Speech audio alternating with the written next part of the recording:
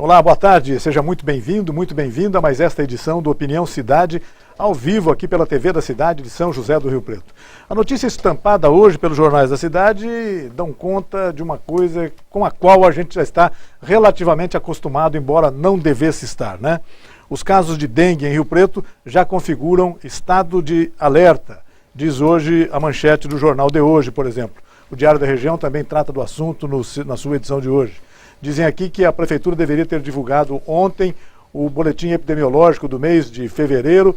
Não houve tempo de fazer isso, alegou algum problema técnico e acabou não fazendo essa divulgação. Provavelmente a gente tenha registro de aumento dos casos de dengue em São José do Rio Preto. Também nada inesperado em função do período de chuvas, a estação da água chegou em São José do Rio Preto e acaba gerando mais esse problema. Dr. Maurício Nogueira, virologista do Hospital de Base e da Faculdade de Medicina de São José do Rio Preto, é o nosso convidado do programa de hoje. Na verdade, a dengue, o mosquito Aedes aegypti, já se tornou um inimigo conhecido do Rio Pretense, né, doutor? Obrigado por ter vindo ao nosso programa conversar sobre um assunto tão importante quanto esse.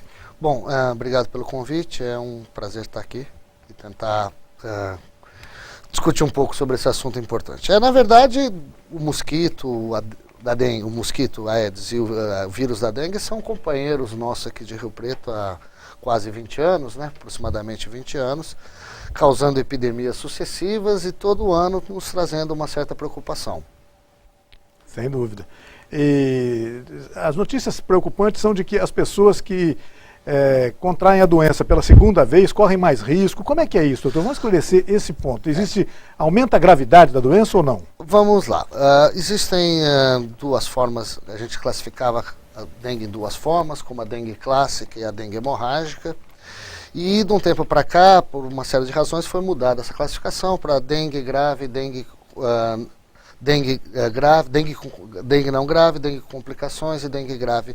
Mas o fato é, você tem os casos de dengue clássica e os casos de dengue grave ou dengue hemorrágica. Grávida não, desculpe. Dengue hemorrágica ou dengue grave. Quando você tem a segunda infecção por dengue, aumenta a chance de você ter uma infecção grave ou com manifestações hemorrágicas, a chamada dengue hemorrágica. Por isso que em nosso município, onde a gente tem epidemias sucessivas ocorrendo a cada 2, 3 anos, você tem uma chance muito maior de ter a segunda infecção. E a segunda infecção é uma situação de risco para o paciente.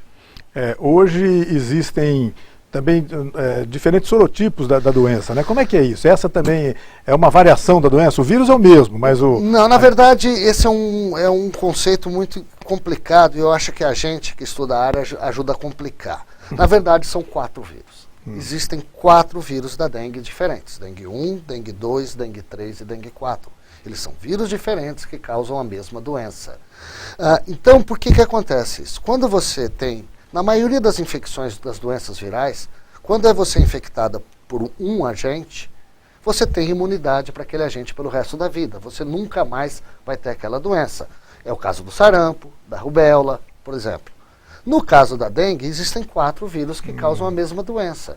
Então você é infectado por um, você está imune para aquele lá, mas continua suscetível a todos os outros. Então você pode ter na sua vida até 4 casos de dengue na sua vida. Fala-se no risco de um quinto tipo, isso não está Existe a descrição do quinto tipo, ele foi descrito por um grupo da Universidade do Texas, até interessante, a primeira vez que isso foi mostrado em público foi aqui em Rio Preto, num simpósio que a gente fez na FAMERP há 3 anos atrás. Mas esse é um vírus que está restrito a florestas do sudoeste da Ásia. Então esse não é um problema nosso no momento. Como eu disse, a gente pode ter até 4 episódios de dengue na vida. Eu já tive 2, eu não recomendo para ninguém mais. Uma experiência não... Não é uma experiência agradável. Bom, não existem ainda comprovadamente vacinas para a questão da dengue. Vão existir um dia, doutor? Qual que é a expectativa em relação a isso? Olha, vacinas com eficácia científica, vamos discutir isso. Existem algumas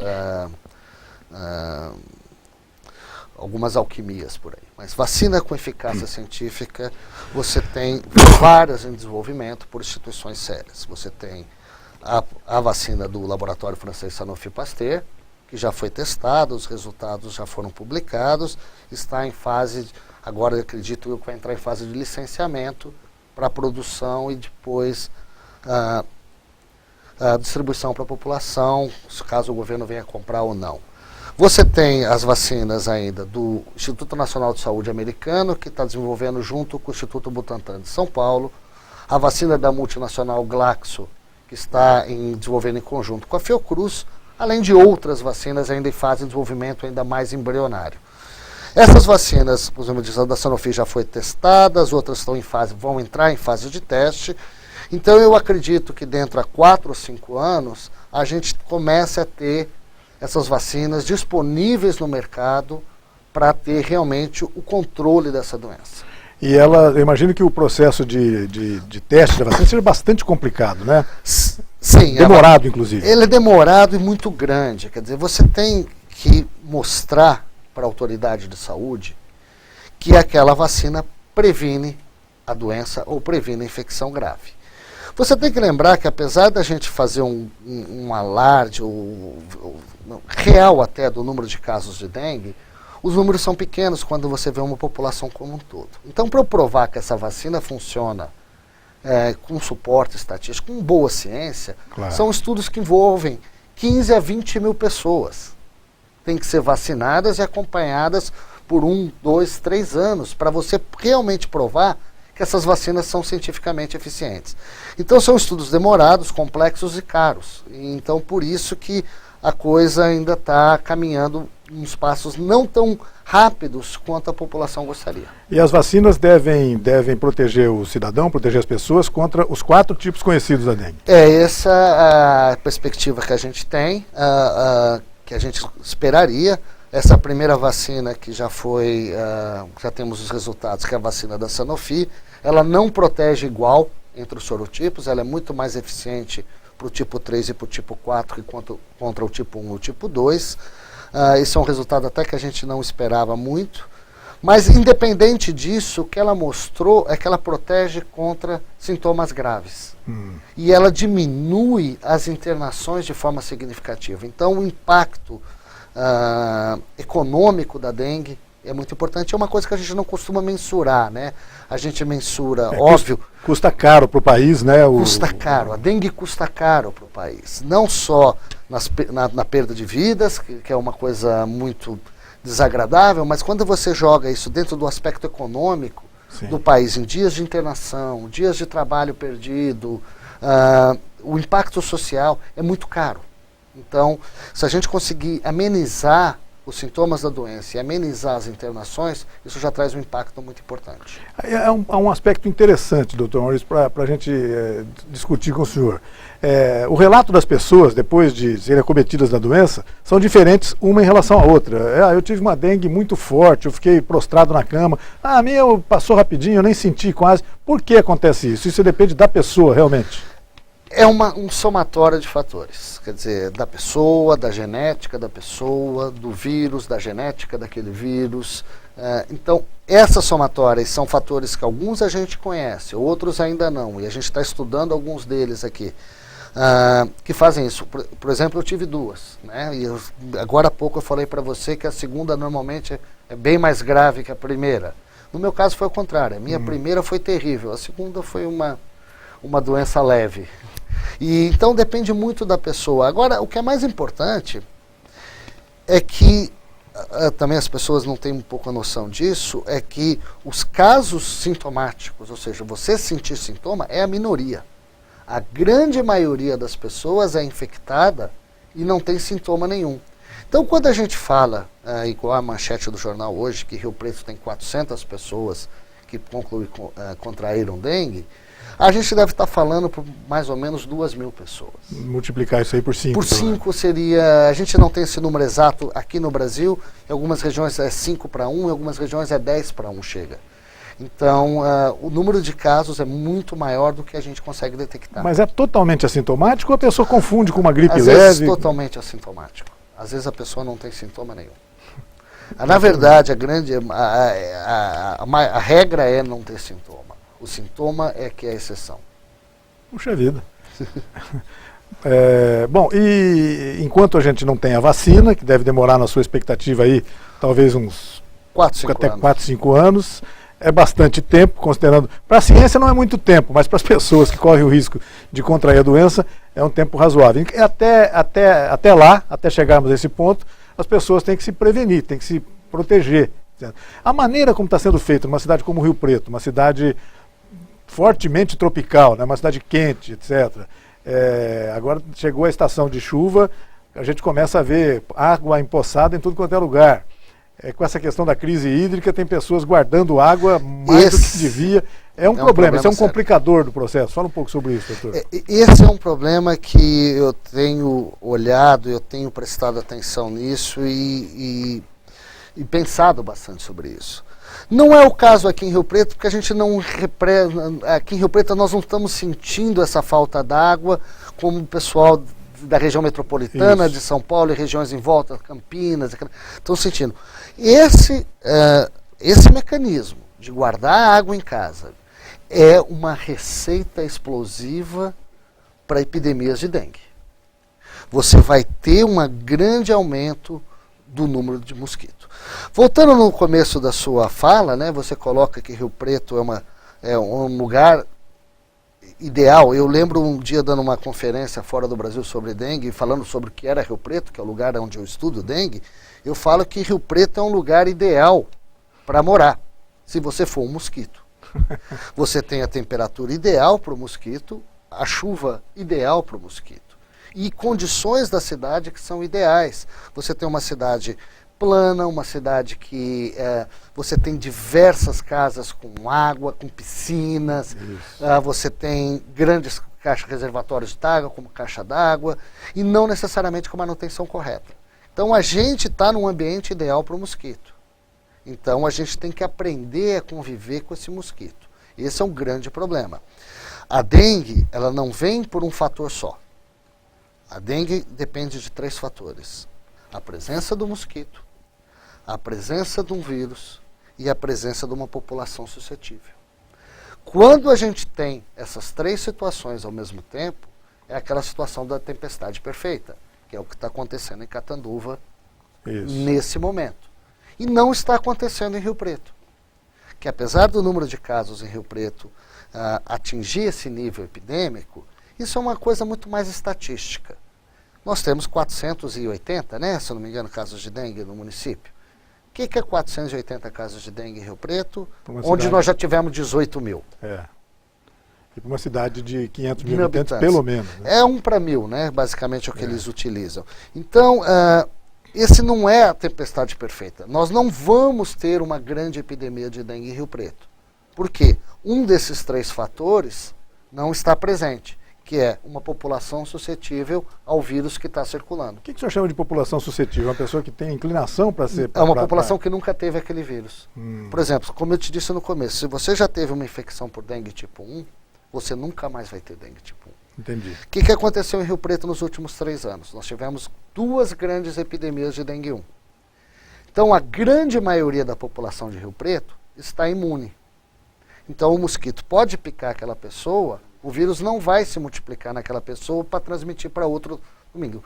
Então, para outro mosquito. Então, o número de casos vai ser baixo. Embora a gente tenha ainda um bom número de casos, 480, isso não vai explodir uma epidemia enquanto a gente tiver esse vírus. Não pode ter mais mosquito ou menos mosquito, que o problema não vai se alterar. Porém, se a gente tiver um novo vírus entrando em Rio Preto, como por exemplo o dengue 3, que nós não temos circulando em Rio Preto desde 2006. Aí a porteira está aberta. Aí a porteira está aberta. Aí a gente pode tentar controlar mosquito, baixar lá embaixo, que não adianta. O pouco mosquito que sobrar, e vai ser impossível erradicar mosquito, vai causar uma epidemia. Então você tem que trabalhar esses 3 fatores ao mesmo tempo e conhecer esses 3 fatores. As autoridades sanitárias do Brasil, e Rio Preto não é diferente, né, têm chamado a atenção exatamente para isso, para o combate ao mosquito, à larva do mosquito, etc. Esse é o caminho, não há outro meio para combater a dengue, ou você vê alguma outra possibilidade? É porque esse é o único dos 3 fatores que você consegue controlar. Consegue alcançar. Eu não posso alterar a população que está morando. E eu não consigo controlar o vírus que está entrando. Então, o único variável que eu consigo agir é no mosquito. Agir na variável mosquito vai acabar com uma epidemia? Não, não vai. Ela vai mitigar os efeitos. Então, você pode ter uma epidemia maior ou menor, mas se você entrar um novo vírus, um pouco de mosquito que sobrar vai ser suficiente para você gerar uma epidemia. E dizem que o mosquito, dizem os biólogos, etc., dizem que o mosquito é muito resistente, né? Ele coloca os ovos lá, depois de um ano pode ser que aquele ovo entre em eclosão, quer dizer, é uma coisa complicada. O ovo, ele é muito resistente à estação seca, então o que acontece em alguns lugares é que o mosquito, ele coloca os ovos já infectados numa poça d'água, aquela poça sobre o sol escaldante, ele evapora, aqueles ovos ressecam, mas ficam lá. E um ano depois, sei lá, 6 meses depois, quando chover, aquele ovo reidrata e aquele ovo eclode, gerando um novo mosquito, e esse mosquito já está infectado pelo vírus, podendo então continuar o ciclo de transmissão do vírus. Puxa vida, é realmente complicado. Bom, eu gostaria de perguntar uma coisa para o doutor Maurício, que ele vai responder logo depois do intervalo. Por exemplo, nós somos de uma geração, doutor, eu especialmente, que aprendeu na escola que doenças como a dengue, a febre amarela, já estavam extintas no Brasil, não acontecem mais. Então a pergunta é essa: onde foi que as autoridades sanitárias brasileiras, onde foi que nós erramos para isso ter voltado já, como o senhor disse agora, só em Rio Preto há cerca de 20, daqui a pouco chegamos aos 30 anos. O senhor responde daqui a pouquinho, pode ser? Pois não. Logo depois do intervalo, até já.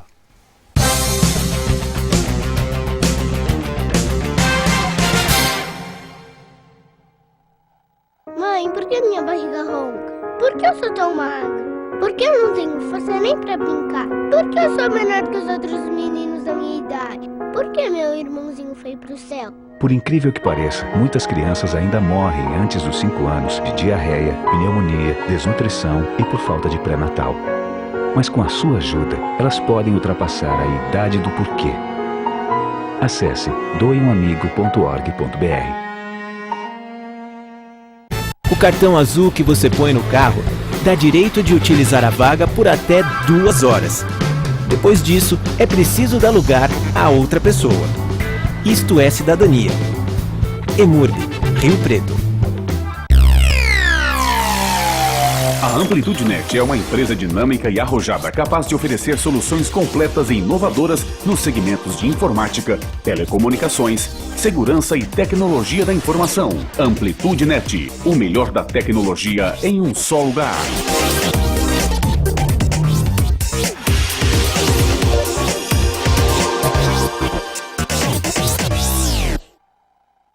Eu tenho 15 anos. Meu prato preferido é lasanha. Beterraba? Nem pensar. Sou do signo de Câncer, mas não acredito muito nessas coisas. Me amarro em música pop, sou apaixonada por livros e adoro dias de chuva. Prazer, eu sou a Bianca. Para doar sangue, você precisa conhecer a pessoa? Pronto, agora você já conhece a Bianca. Seja para quem for, seja doador. Procure o Hemocentro mais próximo.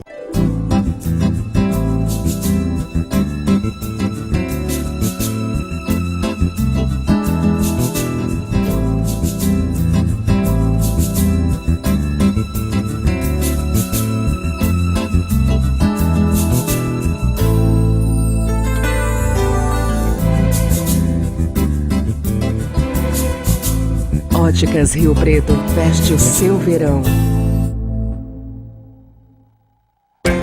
Braseiro Restaurante, almoço com sabor da boa comida caseira. Aberto de segunda a sábado, das 10h30 às 14 horas, com um cardápio diferente todos os dias. Braseiro Restaurante. Um jeito simples e gostoso de comer bem. Rua Campos Sales, 1343, esquina com a Prudente de Moraes. Fone 3222-3612, no bairro Boa Vista.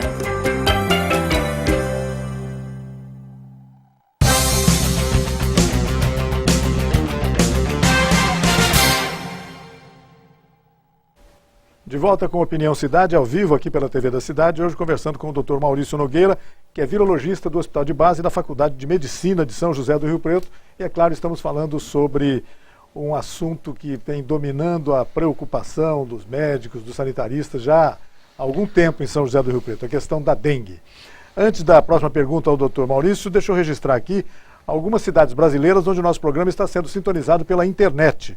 Ribeirão Preto, São Paulo, Mirassol, São Caetano do Sul e fora do país também em Puerto Montt, no Chile, na Argélia, no Equador, no México e no Peru. Não tem mais fronteiras pela internet, né, doutor? A gente conversa com todo mundo. Essa sua entrevista está sendo assistida nesses locais todos. Mas eu perguntava para o doutor Maurício aqui, agora há pouco, sobre isso. A gente recebeu na educação lá atrás, muitos anos atrás, a informação de que a dengue, assim como a febre amarela e outras patologias e outras doenças, já estavam extintas, já não corríamos mais risco de contraí-las no Brasil. Onde foi que nós erramos, doutor? O que aconteceu? Na verdade, esse erro foi mundial. No final da década de 50, o cirurgião geral americano, o cirurgião geral é um cargo de saúde pública dos Estados Unidos, ele disse uma frase: a guerra contra as doenças infecciosas está vencida. Isso na década de 50, e na verdade eu acho que foi um fruto de um desconhecimento da biologia, de considerar que os micro-organismos não iam se adaptar. Para cada ação que a gente faz, existe uma reação dos micro-organismos.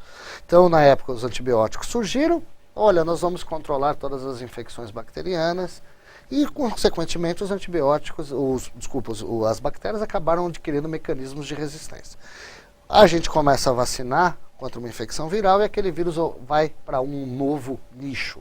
Nós tivemos algumas grandes vitórias, como o caso da erradicação da varíola.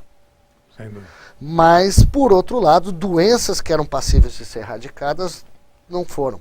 E eu acho que a gente tem um pouco de culpa nisso também, a nossa sociedade. Nós temos agora, por exemplo, não sei se você viu, a questão do sarampo nos Estados Unidos, a epidemia de sarampo que ocorreu na Disneylândia, nos Estados Unidos, onde as pessoas nos Estados Unidos pararam de vacinar contra sarampo, fruto de dois problemas, aquele estudo fraudulento que associava a vacina com autismo, hoje a gente sabe que foi uma fraude, e é um absurdo, e as pessoas pararam de vacinar. Por causa disso, pararam de vacinar porque elas perderam a noção da importância dessas doenças. As pessoas hoje não se lembram mais que o sarampo é uma doença grave, que a rubéola é uma doença grave, e pararam de vacinar. Então, essa reemergência dessas doenças, ela vem de duas coisas, vem de uma adaptação dessas doenças a um novo nicho, a uma resposta ao que nós estamos fazendo, e um pouco de uma competência nossa, enquanto comunidade, em saber tratar com essas doenças, não necessariamente tratar mas tratar com. Um grande exemplo, quer dizer, nós fomos capazes na década de 30, 40, 50 de erradicar o mosquito da dengue. Ele foi erradicado do Brasil. E hoje não conseguimos mais. Por quê? Situações diferentes. Naquela época, o mosquito foi erradicado na base de inseticidas que são extremamente tóxicos e dentro de um regime de governo onde o agente de saúde ia lá, chutava a porta da sua casa, entrava com você concordando ou não. Exatamente. Então, não que se defenda isso, mas que aconteceu isso, aconteceu. Era essa forma, quer dizer, então hoje essa forma de ação, utilizando inseticidas tóxicos e utilizando o poder do Estado de uma forma ditatorial, não são mais aceitas. Exato. Então a gente tem que aprender a tratar disso. Como eu disse no segmento anterior, você controlar a dengue envolve esses três fatores, né? A população, o vírus e o mosquito. O único que a gente pode controlar é o mosquito, tentar controlar. Só que a população, e aí nós, eu, você, a sociedade civil, as igrejas, as comunidades de bairro, ficam sentadas aguardando o Estado Sim. tomar. E não é só papel do Estado, é o papel de toda a sociedade. Nós temos que agir juntos. Esperar o Estado ser responsável por tudo é esperar demais do Estado. Doutor, uma variação que surgiu, pelo menos um nome que apareceu na imprensa recentemente, a febre chikungunya, que também é transmitida pelo mesmo vetor, né, pelo mesmo mosquito Aedes aegypti. Temos problemas aqui em Rio Preto com isso? Temos alguma ameaça? Ela é muito parecida com a dengue. O que é a chikungunya? O vírus chikungunya é um vírus africano, que nos últimos 15 anos, africano-asiático, ele circulava na África e na Ásia, e nos últimos 10 anos ele vem dispersando pelo mundo. Recentemente, há uns 2, 3 anos atrás, ele atingiu o Caribe e se espalhou por todo o Caribe. Chegou perto. Chegou no Brasil e chegou nos Estados Unidos. Hoje você tem já circulação dentro dos Estados Unidos também. Ele chegou em Rio Preto? A gente não tem certeza ainda. Não existem provas concretas ainda disso. Há suspeitas de um caso ou outro, às vezes casos importados ou não. Ele é um vírus de uma família diferente do vírus da dengue, sem querer ser muito tecnicista, a gente chama ele de alfavírus, o dengue é um flavivírus. São vírus diferentes, mas eles causam sintomas muito semelhantes, com uma grande diferença. O vírus do chikungunya é um vírus causador de artrite, que a gente chama. Ele causa inflamações em juntas, que são muito características desse Deixa a vírus. pessoa com limitação de movimento, inclusive. Temporária, encurvada, mas é de juntas, articulações de membros, não articulações maiores. Mas os sintomas são semelhantes, mas tem algumas diferenças. O grande problema é que ele é transmitido pelo mesmo mosquito da dengue. E, de novo, a gente voltar naquele... Temos um mosquito. Temos um mosquito, temos uma população que nunca teve contato com o vírus, ou seja, totalmente suscetível, e temos um vírus novo entrando. Essa é a tempestade ideal, essa é a tempestade perfeita. Isso vai ocorrer em Rio Preto. Esse ano? Não sei. Ano que vem? Não sei. Mas vai. Não existe vacina, não existe tratamento. Acabar com o mosquito, nós não vamos conseguir. Podemos até tentar, mas não vai dar, né? Não, erradicar não, mas nós podemos diminuir. Então, qual que é o tamanho da epidemia de chikungunya que vai acontecer em Rio Preto? Tá? Não estou querendo ser nenhum profeta do apocalipse, não. Vai depender muito da quantidade de mosquito que a gente tiver na época. Então, se a gente tiver muito mosquito... Hoje é preocupante. Hoje nós temos uma quantidade de mosquito alta. Por que ela não é preocupante para a dengue? Porque está circulando um vírus que já circulou. Mas para chikungunya ele é extremamente preocupante. Então, quando o chikungunya entrar, e normalmente esses vírus demoram 8 meses a 1 ano para se adaptar, então eu já não vejo uma crise esse ano ocorrendo, mas eu tenho um medo muito grande do que vai acontecer no futuro. É uma doença, então, de sintomas parecidos com a dengue, com exceção dessa questão da artralgia, dos fenômenos... Parece que é mais dolorosa para as pessoas. Sim, né? É um pouco mais dolorosa, mas o lado bom da coisa é que tem uma mortalidade menor. Se podemos falar do lado bom da coisa, né? Então, o número de pessoas internadas é um pouco menor, o número de óbitos é muito menor. Então, ela é uma doença grave, porém com efeitos menos, a mortalidade menor que a dengue. Tá certo. Então, agora há pouco o senhor estava falando, a gente passou, en passant, o senhor falou sobre a questão do sarampo, que é uma doença que voltou, por exemplo, nos Estados Unidos, a gente também considerava ela mais ou menos controlada, bem controlada no Brasil, né? E aquelas doenças, as chamadas doenças de infância, antigamente era comum as mães e os pais dizerem que meu filho está tranquilo agora porque ele já teve cachumba, catapora, não sei o quê. Ele tinha que ter isso mesmo ou não? Como é que é isso? O que mudou nessa história? Mudou, na verdade o Brasil está muito bem nisso, né? O Brasil tem taxas de cobertura vacinal muito boas. O que aconteceu foi que a gente começou a vacinar. E o sistema, a gente adora falar mal do Brasil, mas o Brasil tem as suas grandes virtudes. Quando ele quer, funciona, né? O programa de vacinação brasileiro é um dos melhores do mundo. Eu lembro o Dr. Ciro de Quadros, faleceu ano passado, um grande epidemiologista da Organização Mundial de Saúde, falava que quando foi proposto o programa de vacinação de poliomielite no Brasil, todo mundo falava, isso não vai funcionar, vocês estão com uma ideia maluca, né? O Zé Gotinha vacinar o país inteiro no mesmo dia, e funcionou maravilhosamente. A polio está extinta no Brasil. Essas doenças de infância também estão controladas. Por quê? A taxa de adesão à vacinação é muito alta. Não é mais obrigatório ter, então, cachumba, catapora... Não, porque a vacina vai tirar. O que você vê hoje é engraçado, né? Antigamente, os estrangeiros vinham para o Brasil e tomavam vacina com medo das doenças aqui. Hoje, se você for no aeroporto de Guarulhos, lá em São Paulo, tem um cartaz na vigilância epidemiológica do aeroporto, dizendo se você for para a Europa ou para os Estados Unidos para tomar vacina contra sarampo, cachumba e rubéola. Porque lá nos Estados Unidos e na Europa você está tendo epidemias. Por quê? As pessoas estão deixando de vacinar. Eu acho que aqui cabe um alerta à população brasileira. As vacinas são eficientes, as vacinas não são tóxicas. As vacinas são seguras, elas devem ser tomadas. Se não tomar a vacina, você não põe só em risco você põe em risco a comunidade. Eu estava nos Estados Unidos um tempo atrás e li um editorial de um jornal, onde o jornal considera, o USA Today, que é um grande jornal americano, ele considerava o pai que não vacina o filho na mesma categoria do motorista bêbado. Porque ele não está botando só ele em risco, ele está botando em risco a comunidade. É uma imagem forte, mas é útil, hein? Bastante convincente. Na hora que eu li o editorial, a manchete, eu achei meio pesada demais, mas no momento que eu li o artigo todo e vi a argumentação, eu cheguei no final que ele tinha razão. Sempre a participação, o envolvimento da população vai ser fundamental. É fundamental. Por mais que se tenha o fármaco, né, quem é o remédio, tem a vacina, a pessoa tem que participar desse processo. Né? Sem dúvida. Se você não tiver a comunidade trabalhando junto com você, a comunidade entender o que você está fazendo, se não tiver adesão, não tem sucesso. Bem, em relação à dengue, voltando um pouquinho sobre a dengue, doutor Maurício, começa a se falar no Brasil sobre uma tentativa de controle biológico do mosquito, quer dizer, vão soltar alguns tipos de mosquito que vão cruzar com os outros e não vão ser suscetíveis a transmitir o vírus. Como é que é isso? E é possível isso? O senhor acredita nisso?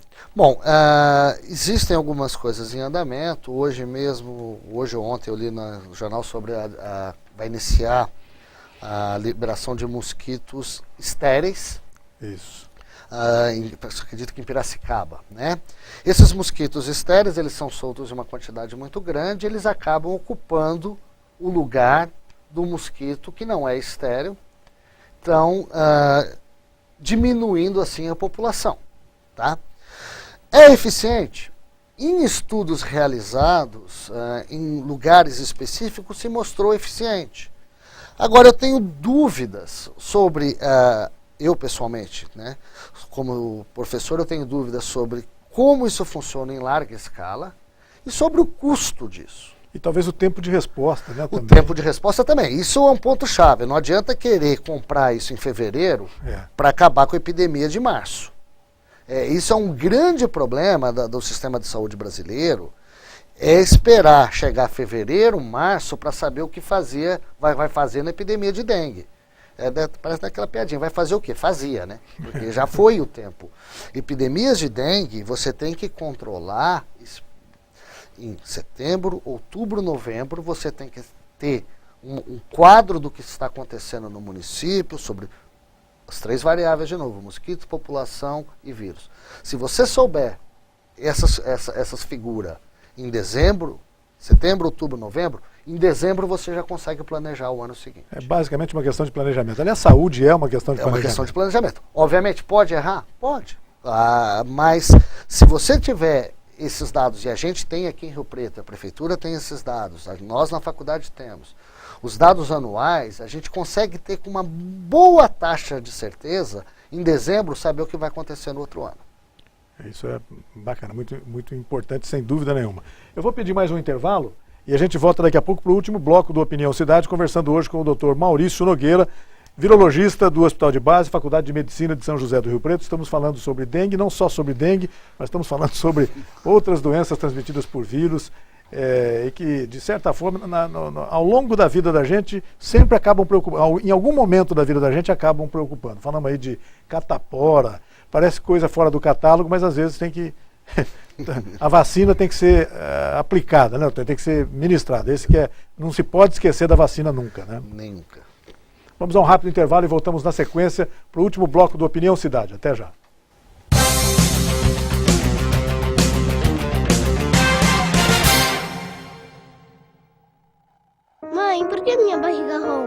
Por que eu sou tão magra? Por que eu não tenho força nem pra brincar? Por que eu sou menor que os outros meninos da minha idade? Por que meu irmãozinho foi pro céu? Por incrível que pareça, muitas crianças ainda morrem antes dos 5 anos de diarreia, pneumonia, desnutrição e por falta de pré-natal. Mas com a sua ajuda, elas podem ultrapassar a idade do porquê. Acesse doeumamigo.org.br. O cartão azul que você põe no carro dá direito de utilizar a vaga por até 2 horas. Depois disso, é preciso dar lugar a outra pessoa. Isto é cidadania. EMURB, Rio Preto. A Amplitude Net é uma empresa dinâmica e arrojada capaz de oferecer soluções completas e inovadoras nos segmentos de informática, telecomunicações, segurança e tecnologia da informação. Amplitude Net, o melhor da tecnologia em um só lugar.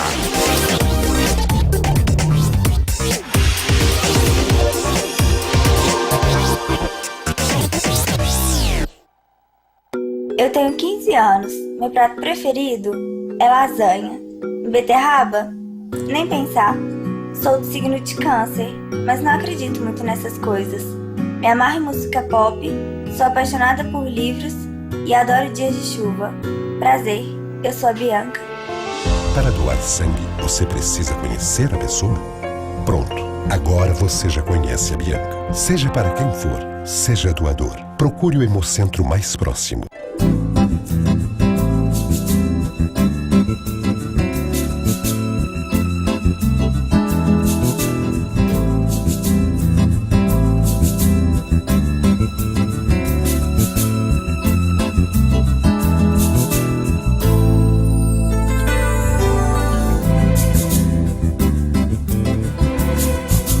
Óticas Rio Preto, veste o seu verão. Braseiro Restaurante, almoço com sabor da boa comida caseira. Aberto de segunda a sábado, das 10h30 às 14 horas, com um cardápio diferente todos os dias. Braseiro Restaurante, um jeito simples e gostoso de comer bem. Rua Campos Sales, 1343, esquina com a Prudente de Moraes. Fone 3222-3612, no bairro Boa Vista.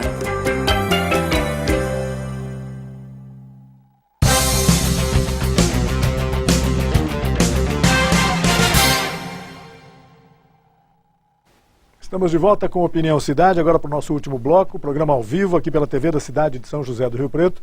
Hoje tendo a honra de conversar com o Dr. Maurício Nogueira, virologista do Hospital de Base e Faculdade de Medicina de São José do Rio Preto, que está nos dando aqui uma aula sobre dengue, sobre doenças transmitidas por vírus, por vetores. É o caso da dengue, transmitido pelo mosquito Aedes aegypti, já conhecido nosso há muitos anos em São José do Rio Preto. Doutor, e a medicina? A gente sempre percebe que a medicina brasileira, a medicina no mundo todo, evolui também do ponto de vista tecnológico, grandes equipamentos, enfim, grandes possibilidades, grandes ferramentas para lidar com a saúde, etc. E de repente se depara com uma doença, sei lá, medieval ou talvez anterior a isso. A medicina está preparada para enfrentar e está disposta a enfrentar, os seus alunos, por exemplo, estão dispostos a enfrentar situações como essas, como a dengue, por exemplo. Na verdade, a gente tem essa visão, né, que dengue é uma doença de pobreza, etc. Você sabe que hoje você está tendo transmissão de dengue, está tendo uma epidemia, nesse momento que a gente sabe, em Tóquio. Quer dizer, é uma doença democrática. É uma doença democrática. Aliás, em Rio Preto ela é muito democrática. A gente tem alguns dados interessantes que a gente estudou aqui. Em certas ocasiões do ano, ela é muito mais frequente na classe alta que na classe baixa. Por causa dos condomínios. Piscina e etc. Todo condomínio que você for aqui em Rio Preto, tem sempre 2, 3 ou 4 casas fechadas para vender. E todas elas pode procurar que você vai achar. E o pessoal da prefeitura não tem muito acesso a esses condomínios, então ela acaba sendo uma doença democrática aqui em Rio Preto. Mas não, o problema é o seguinte, nós temos a tecnologia, tá? Mas nós estamos lutando contra a natureza. É isso que eu acho que a nossa arrogância do ser humano em achar que com todas as ferramentas que a gente tem, a gente vai controlar a natureza. Não vai, né? Não vai. Como eu disse, para cada ação que a gente faz contra essas doenças desenvolvem mecanismos de escape a isso. Na verdade, isso é uma prova da evolução lá proposta por Darwin. A gente que trabalha na área de doenças infecciosas, a gente vê provas diárias de como esses organismos vão evoluindo para confrontar cada ação que a gente faz. Então, a gente tem ferramentas, nós temos equipamentos, nós temos tecnologia. Tudo que a gente consegue com isso é mitigar, não controlar. Eu vou voltar num exemplo aqui da nossa cidade, dengue em Rio Preto. Nós temos milhares e milhares de casos? Temos. Alguns anos para dezenas de milhares de casos, como já tivemos. Qual o número de óbitos que a gente tem? Relativamente baixo. Sempre foi baixo, né? Baixo. O ano que tivemos mais, acho que foi 18 ou 20 óbitos. Repito, cada um é uma desgraça. Claro. Mas quando você pega o número de casos, o número de óbitos é pequeno. Em Rio Preto, quando comparado com o resto do mundo. Por quê? Aqui em Rio Preto a gente tem a tecnologia, a gente tem um pessoal preparado. Razoáveis condições sanitárias. Condições sanitárias. As UBSs de Rio Preto são preparadas e treinadas para trabalhar com isso. Os hospitais são treinados para trabalhar com isso. E a gente não consegue acabar. A gente consegue diminuir, só mitigar o impacto dessa doença. Tentar erradicar definitivamente essas doenças é uma arrogância muito grande. Eu diria que problemas que não tem nada a ver com saúde, mas problemas comportamentais, como por exemplo o trânsito, etc., matam muito mais gente do que doenças tão graves quanto a dengue. Sem dúvida, quer dizer, se você olhar há 30, 40 anos atrás, ou 50 anos atrás, as doenças infecciosas eram a maior causa de morte. Hoje, estão lá embaixo. Você tem as doenças crônicas, doenças causadas pelo comportamento, como o câncer ligado ao cigarro, por exemplo. Você tem os acidentes de trânsito, a própria violência urbana.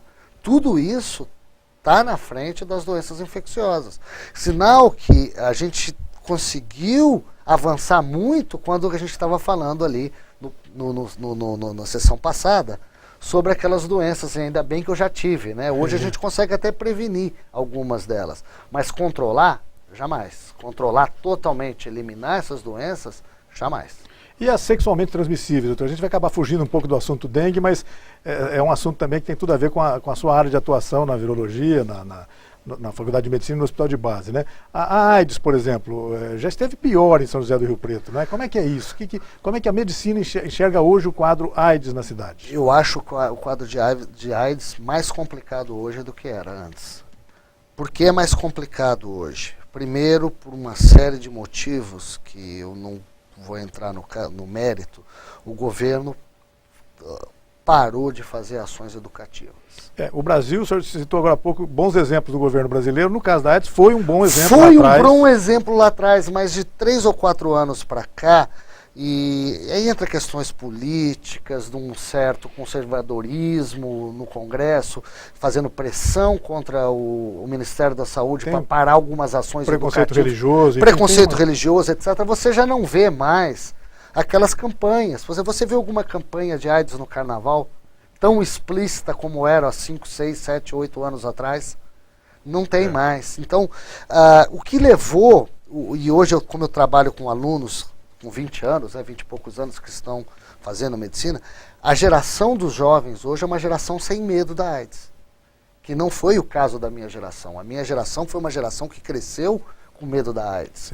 Os grandes ídolos da minha geração morreram de AIDS, né? O Cazuza, que era um exemplo deles, Cazuza cantava, né, que os heróis dele morreram de overdose. Isso. Os heróis da minha geração morreram de AIDS.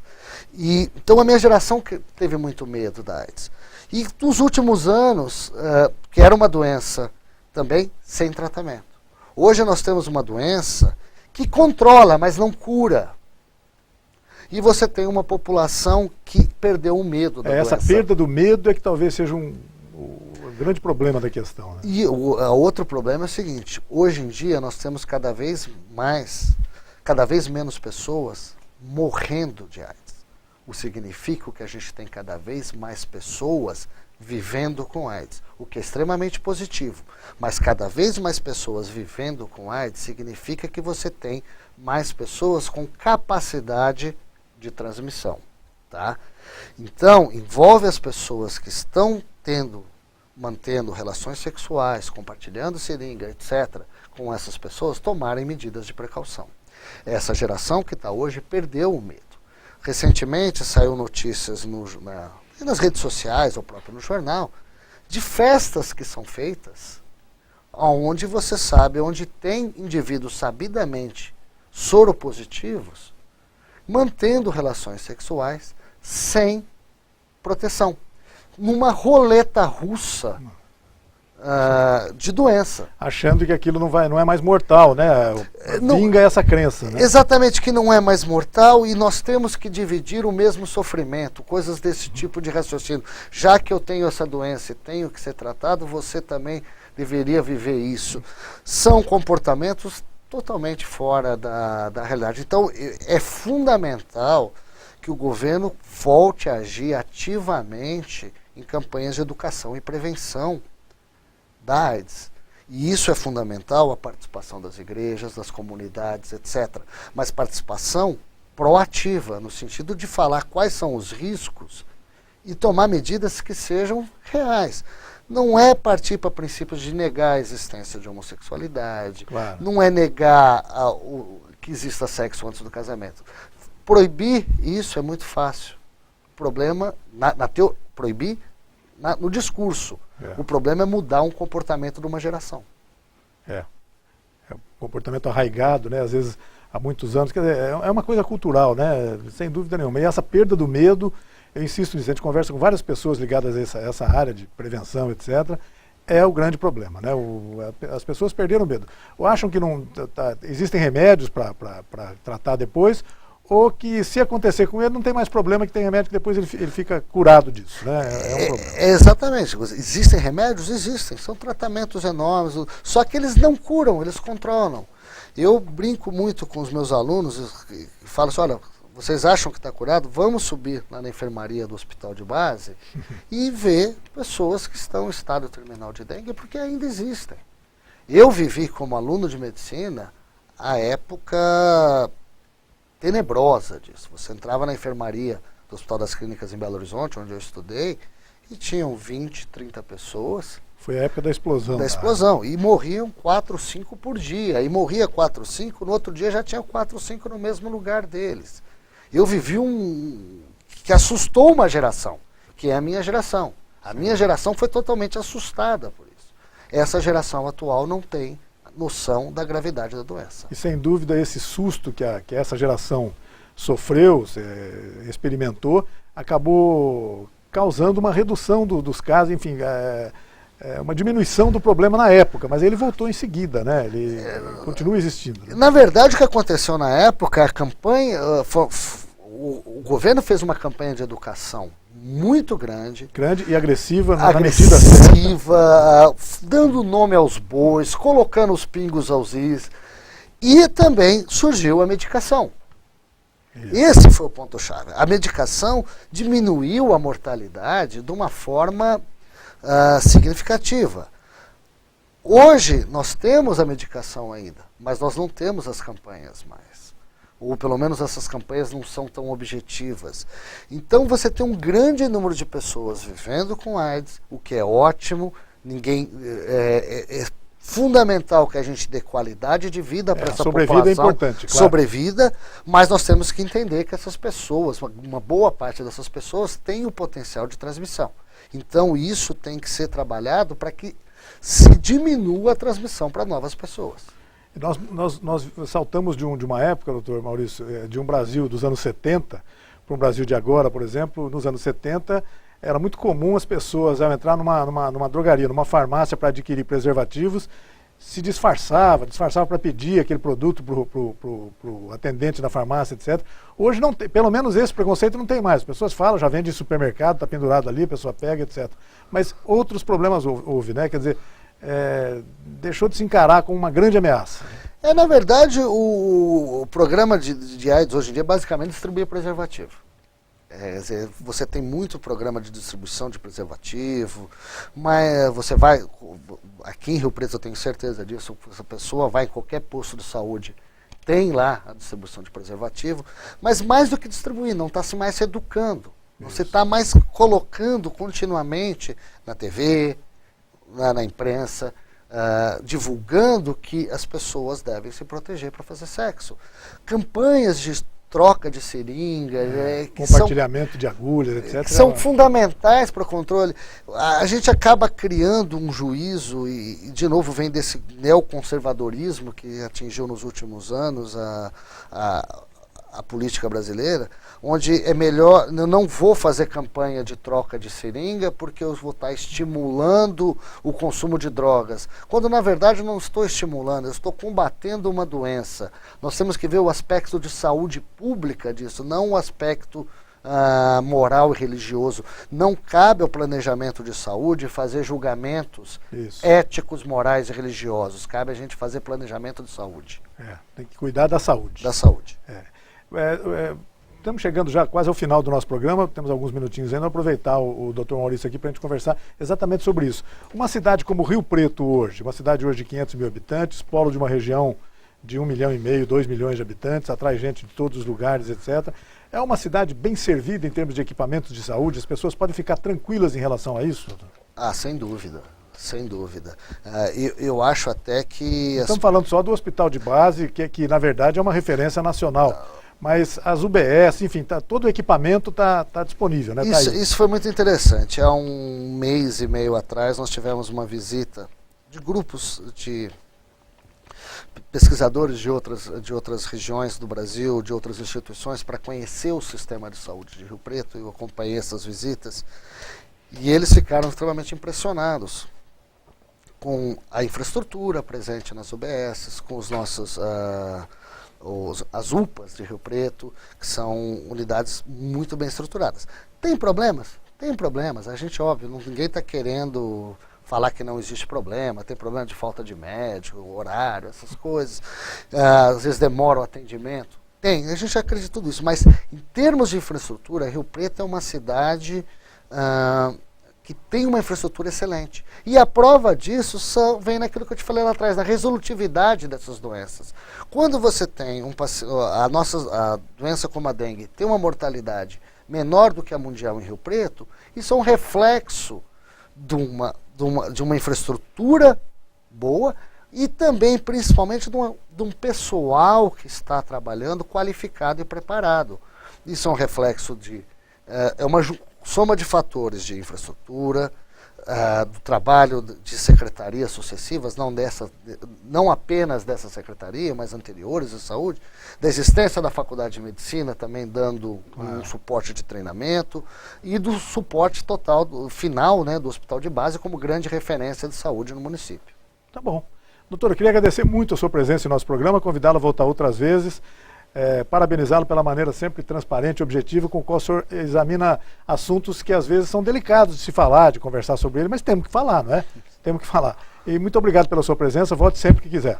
Muito obrigado, é um prazer estar aqui à disposição de vocês. E nós agradecemos a você também que nos acompanhou em casa em mais essa edição do Opinião Cidade. Desde já, você está convidado a estar conosco novamente amanhã a partir das 12 horas aqui na TV da Cidade. Até lá, eu desejar um forte abraço a todos e recomendar, na sequência aqui pela TV da Cidade, a audiência do Gente Interessante, o programa do Elias Cassis e da Marisa Amorim, que estreou ontem na grade de programação da TV da Cidade e que você pode ver daqui a pouco, logo depois do nosso programa. Até amanhã, então, um forte abraço a todos. Tchau, pessoal.